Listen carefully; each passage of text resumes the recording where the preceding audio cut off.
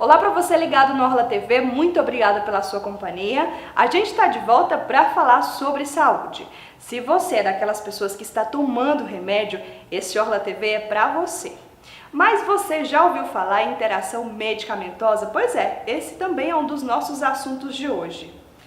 Por isso a gente recebe aqui no estúdio do Orla TV a presidente do Conselho Regional de Farmácia, Marta Franco. Olá, muito obrigada pela sua presença. Olá, eu que agradeço de estar aqui com vocês.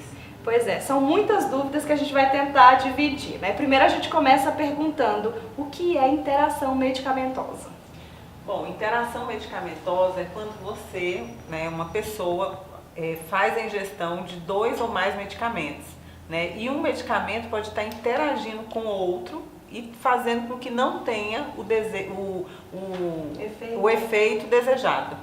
E aí, como que a pessoa pode observar isso? Como que ela deve fazer o controle? Por exemplo, ela está tomando um remédio de gripe, mas também tem um problema de pressão alta, um exemplo. É quando ela vê que aquele sintoma, não está resolvendo o problema. A gente tem vários relatos que hoje as pessoas estão fazendo um consumo de mais de 5 medicamentos. Então, quanto mais medicamentos as pessoas estão ingerindo, mais chance tem de ter uma interação medicamentosa. Tem interações medicamentosas que são benéficas, que até é interessante que ocorra, mas tem interações que causam mal. Por exemplo, uma interação benéfica. Pacientes que fazem uso de medicamentos para pressão arterial, quem tem hipertensão arterial. É associado esse medicamento com um diurético. Por quê? Porque ele vai interagir potencializando o efeito do medicamento para pressão. Então, isso é uma interação medicamentosa benéfica. Mas tem casos que já fazem mal. Por exemplo, fazer o uso de um anticoncepcional, um contraceptivo com antibiótico. Isso já pode causar problemas, porque pode diminuir a eficácia do anticoncepcional. Então, tudo isso tem que verificar, tem que ter um acompanhamento. Por isso é que a gente sempre recomenda que quando for fazer uso do medicamento, tem que estar consultando com o médico e também tem que estar tirando todas as dúvidas com o farmacêutico durante a compra do medicamento. Então, o ideal é sempre compartilhar essa informação, sempre informar tanto ao médico quanto ao farmacêutico sobre a ingestão desses medicamentos. Sim, e também é bastante interessante, inclusive eu até fiz recentemente um artigo sobre isso, que quando for adquirir o medicamento, está dando uma lida na bula, porque lá na bula contém todas as informações. E é interessante a pessoa, no caso, já dar uma lida para fazer o uso do medicamento. Outra preocupação, além dessa interação medicamentosa, é com relação também à quantidade, como ingerir esse medicamento, Por exemplo, tem muita gente que costuma tomar um comprimido com leite, com suco. Isso é correto? Depende do medicamento que está se usando. Por exemplo, um medicamento como anti-inflamatório, é um medicamento que costuma ter problema gástrico. Então, recomenda-se utilizar ele após ingerir algum alimento. Já tem medicamentos que é ideal utilizar com água. Por quê? Porque o alimento pode fazer com que esse medicamento não age da forma correta. Entendeu? Então depende do medicamento que está sendo ingerido.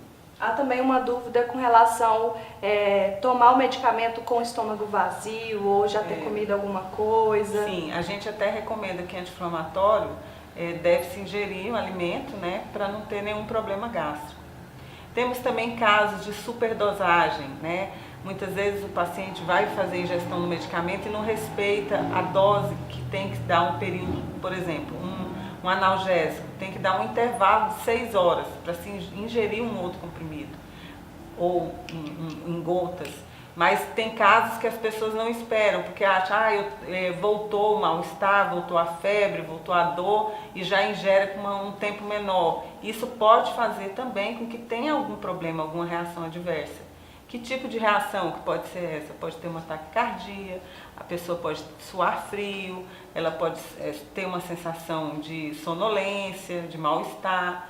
Então, tudo isso a gente recomenda que seja, né, quando for fazer o uso, fazer da forma correta e não ter um excesso de medicamento que possa causar uma reação adversa das pessoas passarem a ter algum mal-estar com relação a isso.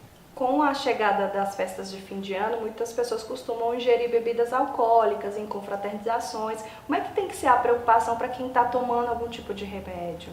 Ela tem que saber que tipo de medicamento, né, está tomando e se pode ou não ser ingerido com álcool.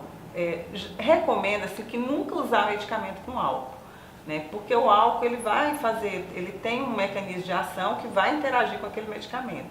Tem medicamentos que as pessoas muitas vezes não sentem nada, por fato de ter um risco terapêutico baixo.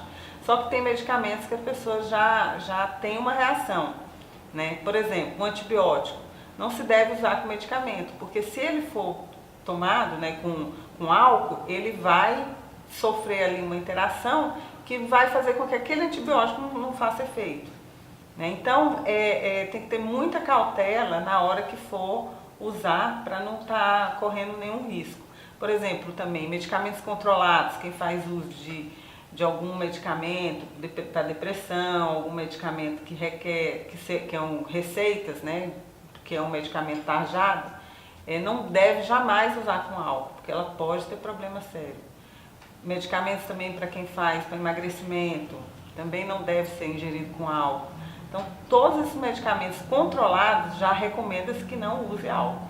Então, a recomendação é sempre procurar informações com o médico e também no balcão da farmácia com o farmacêutico. Sim, a gente eu estava recentemente até lendo um artigo onde que fala que de 4 a 7% de pacientes que fazem compram medicamentos nas farmácias, é uma porcentagem que pode ter algum risco com relação ao uso, né? E lembrando que o paciente idoso é aquele paciente que mais tem relatos de intoxicação, de interações medicamentosas. Por quê? Porque ele tem uma diminuição das funções dele, tanto da hepática quanto a função renal, né? E também o idoso tem menos água, né, no nosso corpo. Então, são pacientes mais suscetíveis a ter algum tipo de reação a medicamento. Por isso que a gente pede bastante cautela nesse pessoal mais acima de 60 anos de idade. Muito obrigada pela sua presença aqui no estúdio. Foi muito bom a gente saber dessas informações, né, pra gente sempre estar em dias aí com a saúde. Eu que agradeço e estou disponível para prestar qualquer esclarecimento. Certo. Então, por hoje é só e até a próxima.